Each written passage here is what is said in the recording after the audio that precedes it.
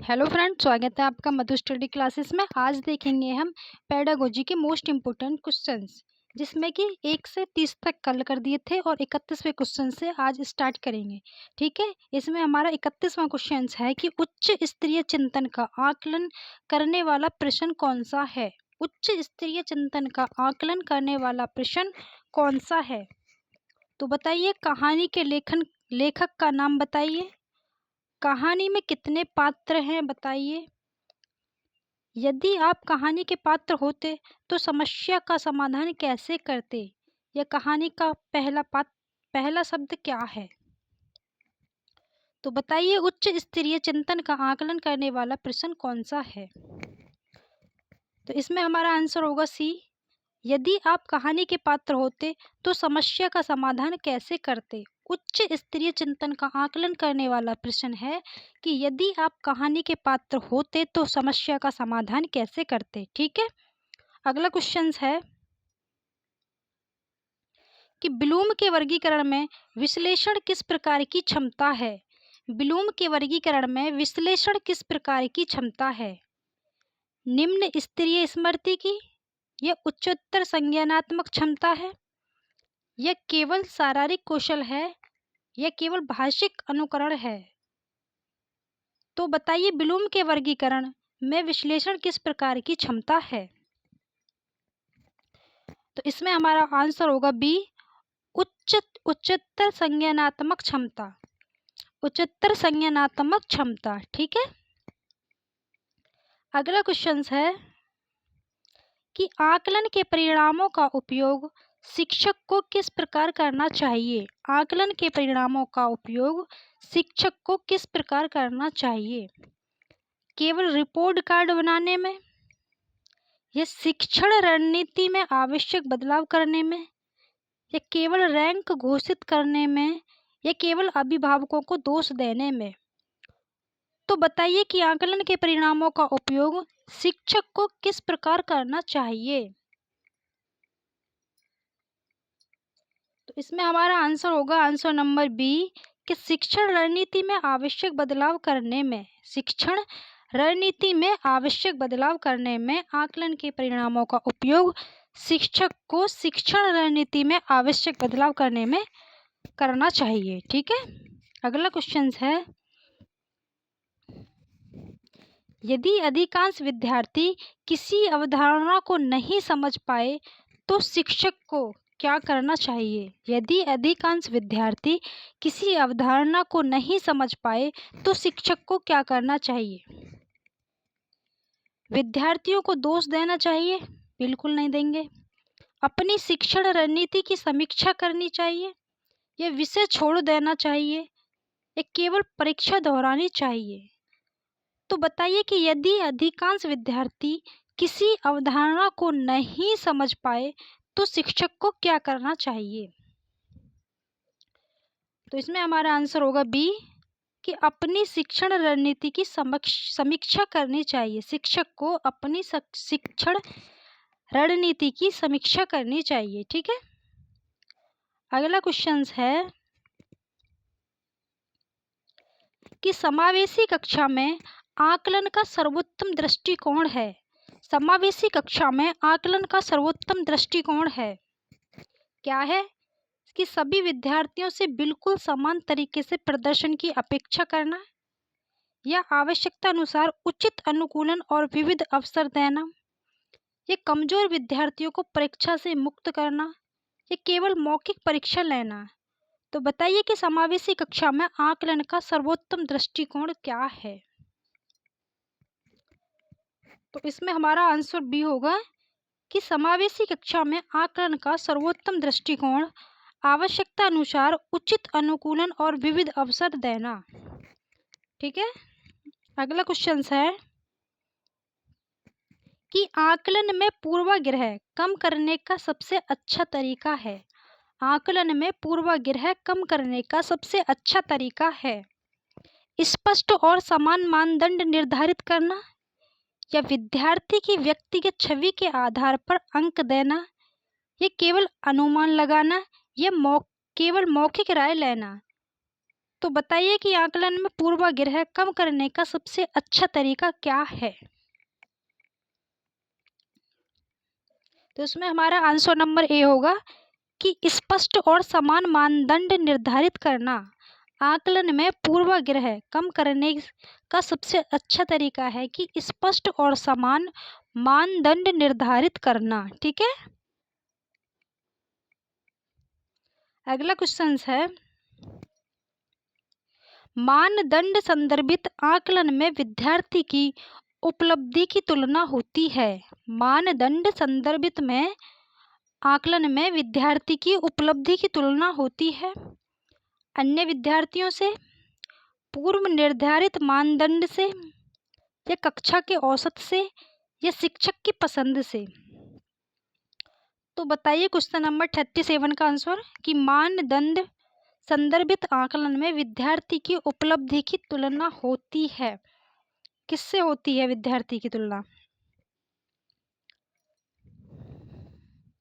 तो इसमें answer number B है हमारा कि पूर्व निर्धारित मानदंड से होती है।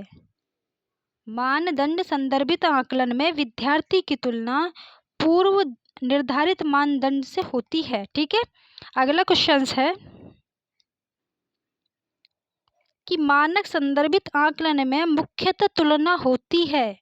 मानक संदर्भित आकलन में मुख्यतः तुलना होती है तो किससे होती है? निर्धारित अधिगम उद्देश्यों से होती है, या अन्य विद्यार्थियों के प्रदर्शन से होती है, या विद्यार्थियों के पिछले प्रदर्शन से होती है, या पाठ्य पुस्तक से होती है।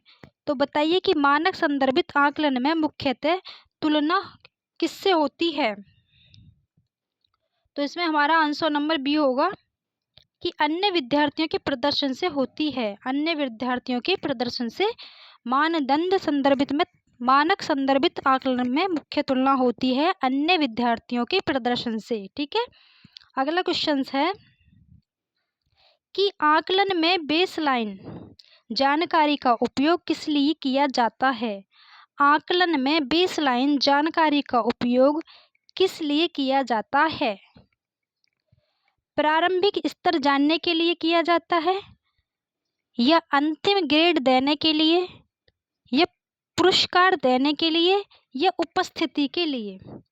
तो बताइए कि आकलन में बेसलाइन जानकारी का उपयोग किस लिए किया जाता है? तो इसमें आंसर नंबर ए होगा कि प्रारंभिक स्तर जानने के लिए बेसलाइन जानकारी का उपयोग किया जाता है, प्रारंभिक स्तर जानने के लिए। ठीक है, आंसर नंबर ए। अगला क्वेश्चन है कि प्रवेश से पहले विद्यार्थियों के पूर्व ज्ञान का पता लगाने का आकलन कहलाता है। प्रवेश से पहले विद्यार्थियों के पूर्व ज्ञान का पता लगाने वाला आकलन कहलाता है। तो क्या कहलाता है? प्रारंभिक या नैदानिक आकलन, संकलनात्मक आकलन, या अंतिम आकलन, या प्रमाणन आकलन। तो बताइए प्रवेश से पहले विद्यार्थियों के पूर्व ज्ञान का पता लगाने वाला आकलन क्या कहलाता है? तो इसमें आंसर नंबर हमारा ए होगा कि प्रारंभिक नैदानिक आकलन, प्रारंभिक नैदानिक आकलन कहलाता है। ठीक है, अगला क्वेश्चन है कि आकलन की प्रक्रिया में फीडबैक लूप का अर्थ है। आकलन की प्रक्रिया में फीडबैक लूप का अर्थ है कि परिणाम के आधार पर आगे के शिक्षण में सुधार करना, या केवल अंक लिखना, या परीक्षा समाप्त करना, या पत्र दोहराना। तो बताइए कि आकलन की प्रक्रिया में फीडबैक लूप का क्या अर्थ है? तो फीडबैक लूप का अर्थ है कि परिणाम के आधार पर आगे के शिक्षण में सुधार करना। परिणाम के आधार पर आगे के शिक्षण में सुधार करना। ठीक है, अगला क्वेश्चन है कि हिंदी में शब्द भंडारण के आकलन के लिए सबसे उपयुक्त गतिविधि कौन सी है? हिंदी में शब्द भंडार के आकलन के लिए सबसे उपयुक्त गतिविधि कौन सी है? नए शब्दों का संदर्भ में प्रयोग, या केवल शब्दों की सूची रटाना, या केवल वर्णमाला लिखवाना, ये केवल अनुच्छेद नकल करवाना। तो बताइए कि हिंदी में शब्द भंडार के आकलन के लिए सबसे उपयुक्त गतिविधि कौन सी है? तो इसमें हमारा आंसर नंबर ए होगा कि नए शब्दों का संदर्भ में प्रयोग, नए शब्दों का संदर्भ में प्रयोग। ठीक है, अगला क्वेश्चन है कि रचनात्मक लेखन का आकलन करते समय शिक्षक को, रचनात्मक लेखन का आकलन करते समय शिक्षक को केवल व्याकरण की गलतियां देखनी चाहिए, केवल व्याकरण की गलतियां देखनी चाहिए, या विचार, मौलिकता, संगठन और भाषा प्रयोग सभी पर ध्यान देना चाहिए, या केवल लिखावट देखनी चाहिए, या केवल शब्द संख्या देखनी चाहिए? तो बताइए रचनात्मक लेखन का आकलन करते समय शिक्षक को क्या करना चाहिए? तो शिक्षक को विचार, मौलिकता, संगठन और भाषा प्रयोग सभी पर ध्यान देना चाहिए।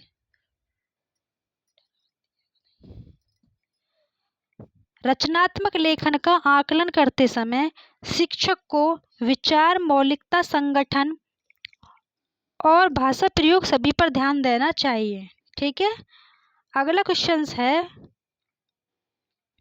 कि किसी विद्यार्थी का प्रदर्शन समय के साथ बेहतर हो रहा है, इसे जानने के लिए कौन सा साधन अधिक उपयोगी है?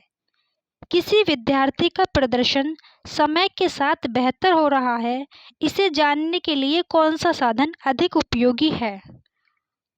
पोर्टफोलियो, एक बार की परीक्षा, या केवल मौखिक प्रश्न, या केवल वार्षिक परीक्षा?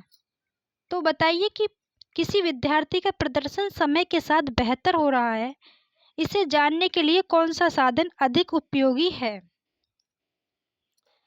तो इसमें हमारा क्वेश्चन नंबर ए होगा पोर्टफोलियो। ठीक है, अगला क्वेश्चन है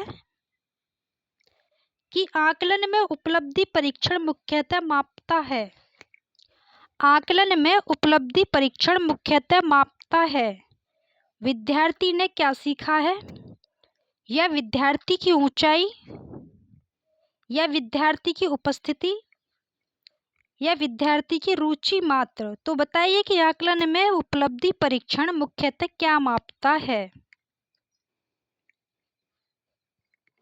तो इसमें हमारा आंसर नंबर सी होगा कि आकलन में उपलब्धि परीक्षण मुख्यतः विद्यार्थी ने क्या सीखा है, मापता है कि विद्यार्थी ने क्या सीखा है।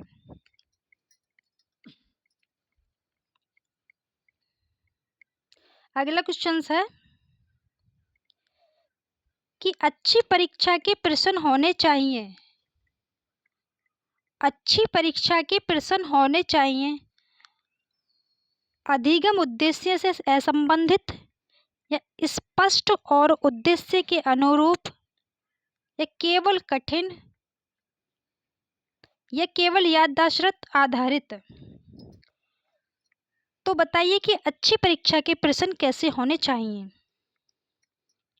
तो अच्छी परीक्षा के प्रश्न स्पष्ट और उद्देश्य के अनुरूप होने चाहिए, स्पष्ट और उद्देश्य के अनुरूप होने चाहिए। ठीक है, अगला क्वेश्चन है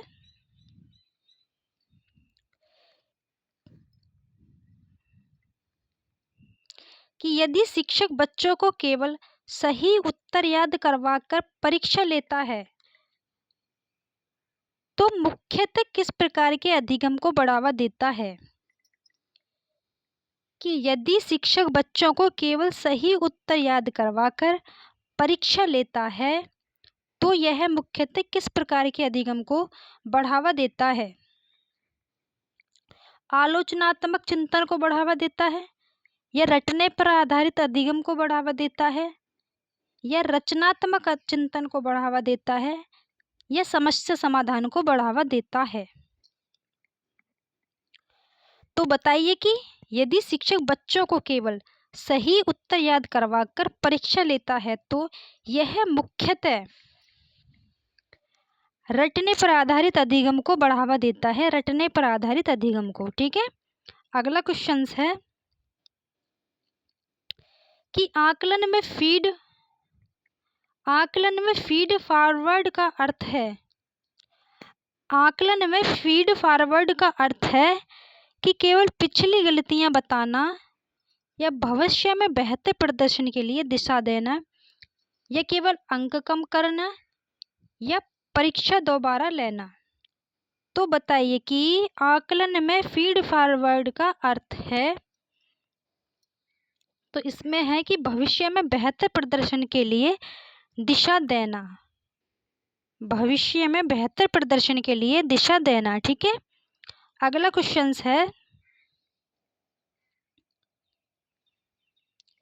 कि एक विद्यार्थी परीक्षा में कम अंक प्राप्त करता है। एक विद्यार्थी परीक्षा में कम अंक प्राप्त करता है, लेकिन कक्षा की गतिविधियों में अच्छी समझ दिखाता है, तो शिक्षक को क्या करना चाहिए? एक विद्यार्थी परीक्षा में कम अंक प्राप्त करता है, लेकिन कक्षा की गतिविधियों में अच्छी समझ दिखाता है, तो शिक्षक को केवल परीक्षा के अंक को अंतिम सत्य मानना चाहिए, या केवल विभिन्न आकलन स्रोतों को ध्यान में रखना चाहिए, या विद्यार्थी को असफल घोषित कर देना चाहिए, या गतिविधियों को नज़रअंदाज करना चाहिए। तो बताइए कि एक विद्यार्थी परीक्षा में कम अंक प्राप्त करता है, लेकिन कक्षा की गतिविधियों में अच्छी समझ दिखाता है, तो शिक्षक को क्या करना चाहिए? तो शिक्षक को विभिन्न आकलन स्रोतों को ध्यान में रखना चाहिए। शिक्षक को विभिन्न आकलन स्रोतों को ध्यान में रखना चाहिए। ठीक है, अगला क्वेश्चन है और लास्ट क्वेश्चन है कि एक आदर्श आकलन प्रणाली का सबसे महत्वपूर्ण गुण है। एक आदर्श आकलन प्रणाली का सबसे महत्वपूर्ण गुण है, तो क्या है? केवल कठिन होना, सीखने में सुधार के लिए उपयोगी जानकारी देना, या केवल अधिक अंक देना, या विद्यार्थियों में प्रतियोगिता बढ़ाना। तो बताइए कि एक आदर्श आकलन प्रणाली का सबसे महत्वपूर्ण गुण कौन सा है? तो इसमें आंसर नंबर हमारा बी होगा कि सीखने में सुधार के लिए उपयोगी जानकारी देना। सीखने में सुधार के लिए उपयोगी जानकारी देना एक आदर्श आकलन प्रणाली का सबसे महत्वपूर्ण गुण है। ठीक है, अगर वीडियो पसंद आई हो तो चैनल को लाइक, शेयर, सब्सक्राइब करें और कमेंट बॉक्स में बताएं कि आपको वीडियो कैसी लगी है। Thanks for watch.